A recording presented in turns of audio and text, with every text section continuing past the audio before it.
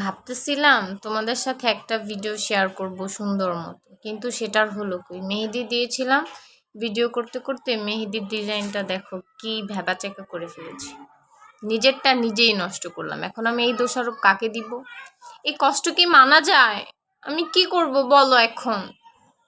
খুবই মন খারাপ হচ্ছে। দেখো কত সুন্দর করে দিয়েছিলাম, দেখেছো এই পাশটা সম্পূর্ণ নষ্ট করে ফেলেছি। দেখা যায় না। আর এই যে উপরেরটাও নষ্ট করে ফেলেছি, এই যে অনেক জায়গায় নষ্ট হয়ে গেছে, হাতেও লেগে গেছে। কি করব এখন আমি? ভাল লাগতেছে না তো, বলো।